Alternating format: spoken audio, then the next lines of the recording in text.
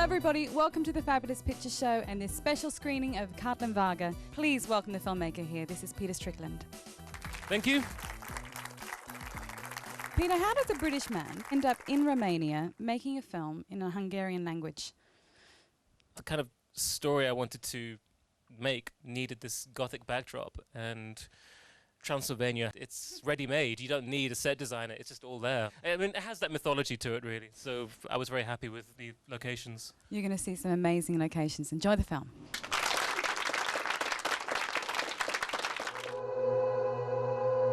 In the remote Carpathian mountains, a woman flees her village, consumed by one thought: to avenge a 10-year-old crime that shattered her life. She traverses Transylvania by horse cart, accompanied by her son Orban, who has no idea of her plans. Mikor hívjuk fel már apát? Mondtam már, hogy itt nincs jel. Strickland's first feature looks and sounds like a film with several times its micro-budget. I just don't understand why other people spend so much money, because I never made another film. I mean, apart from short films, I just don't understand why they spend millions. Biztosan láttam még valahol. Faluban, járt már Visregben. The title role is played by native Transylvanian Hungarian-speaking theatre actor Hilda Peter. I was afraid because to do a main role without knowing anything about shooting, about how you have to act, because it's very different from theatre. And I was very, very curious if my face is good on screen or not. Ide hallgasson, maga egy csinos lány, aki csak átutazóban van itt. Mi a véleménye a bemutatkozáshoz? The film and Hilda Peter's performance turned heads at the Berlin Film Festival this year. It also won a special award for its sound design. Sound is more than 50% for me. It really makes the film, as if you left a microphone in the most magical bush in the forest. It's heightened, it's a little bit psychedelic. The deeply unsettling soundscapes pave the way for Strickland's morally opaque plot and characters, like Katalin's nemesis, Antal. You have someone who destroyed one woman's life, but he also made another woman very happy. Antal jó ember. Szeretjük egymást. You're very confused as an audience. Your whole moral compass is a little bit askew. Nektek nincsen gyereketek? Nincs. Vajon mit védhettünk? Szerintem te semmit. With his gripping and uncompromising Katalin Varga, Peter Strickland might be this year's poster boy for truly independent cinema. Peter made this film for $35,000. You didn't have $35,000. You basically inherited this money. Well, yes. My uncle died in 2001, and it's actually quite confusing. Suddenly everyone's giving you advice, you know, buy a house here, buy a house there. I made a sacrifice. I still don't own my own place to live. I don't have a car. Basically, I'm a loser.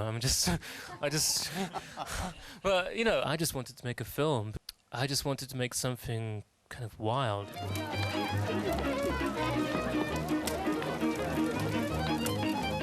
Your uncle obviously knew about your aspirations. How do you think he'd feel about this? I think he'd hate this film. I mean, he was a Marx Brothers fan. He wouldn't like this. I'm in a hurry. To the House of Representatives. Ride like fury. One of the great things about your film is I have no sense of what century, what era that this film is in until the mobile phone. It's a great moment, isn't it, where you go, you crafty thing.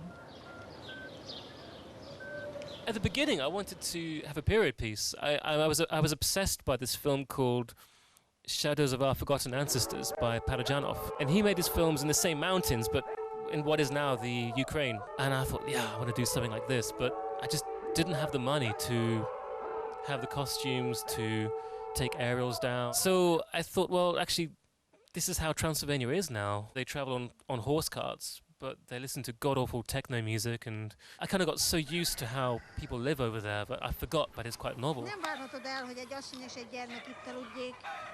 Miért nem? Két idegen fölbukkan, sem mindjárt királynői lakosztályt teremtsek ide? Tell us about the cast and the crew and the production. And well, it just began very slowly. I think starting in 2004, and we're just going back again and again and again. These very, very long, smelly train journeys. I guess most films, people have location managers doing these things, but it was so important for me to do these very long journeys and sometimes very difficult journeys. And then you finally get to the filming. It's an extraordinary short time. 17 days, did you 17. think? Was that a budget reason? 17 days? It was budget. Tell us about the living conditions. We stayed with the father of the guy with the neck brace and the Hulk Hogan moustache. It wasn't comfortable, but I have great memories. And Hilda was fantastic. She was never a prima donna. She never complained about the conditions. Hilda is Katalin. Sorry, yes, Hilda is Katalin. We just slept in sleeping bags on the floor. Jolt, the chef, was cooking outside with a campfire. We had a very small crew, which helped. 11 people. But you don't need makeup people. You don't need location managers. And everyone... If you walk in London past the film set, everyone's just hanging around eating sushi, aren't they? We're not actually doing anything. If you can just tell us a little bit more about how specific you were in terms of the setups and how much storyboarding did you done or how much of it was improvised. Do you think he's a and so on. filmmaker? I'm beginning. Is he inspiring or is he a loser? He's my hero. Ah! In terms of angles and storyboards, we just didn't have time. A lot of it was improvised. Tell me a scene that was improvised. Pretty much everything. In terms of camera, everything. The lake scene, actually, I was on the other boat. I was trying to shoo away all these tourists because we didn't have the money to close the lake. So we managed to kind of keep them in their little corner. And then it just started raining, and I thought, oh my God. And then Mark, the cameraman, would just put his thumbs up at me like this. And I thought, oh, maybe it's not so bad. And it was amazing. That was the money shot for me.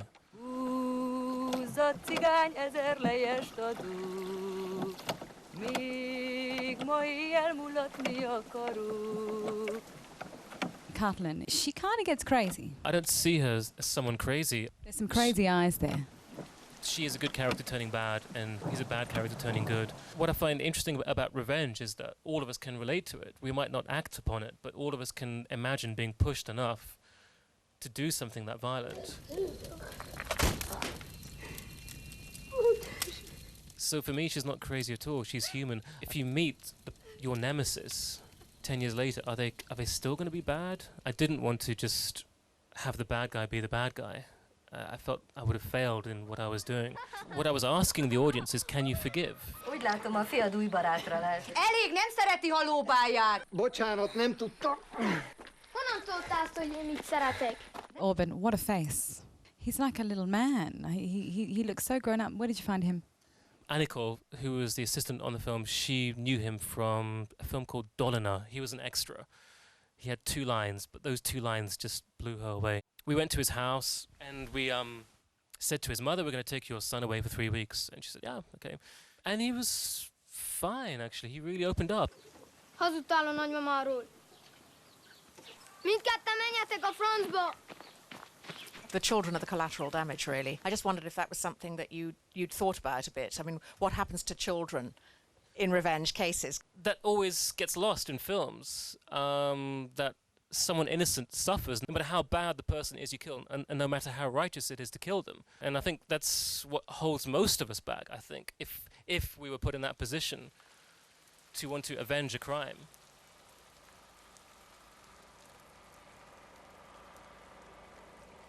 Peter showed his film at the Berlin Film Festival, which was in February this year. Your film sort of came out of nowhere, and you walked away with a good award.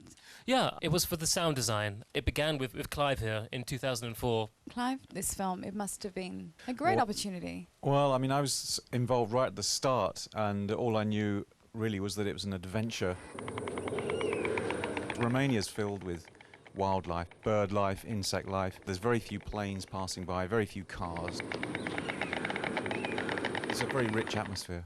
Well, congratulations to you. Thank you. As part of that team. Peter decided to bring along his books of his film. Can you explain these to us? The red ones are the sound books, and the blue ones are the production books.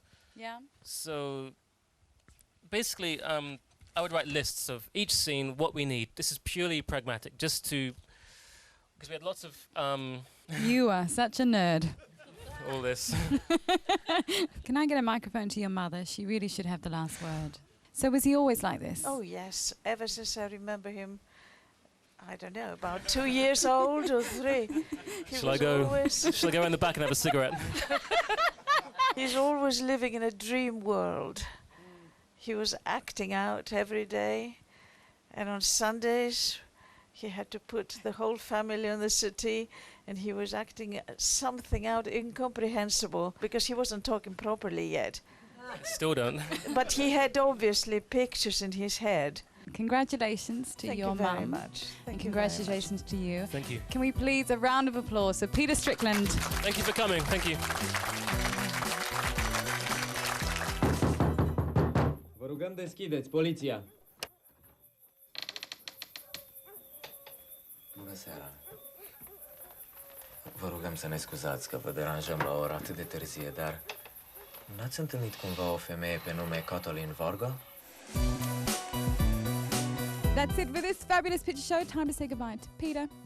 Thank you. You're going to make another film though, right? I would love to, yes. And what's it going to be like?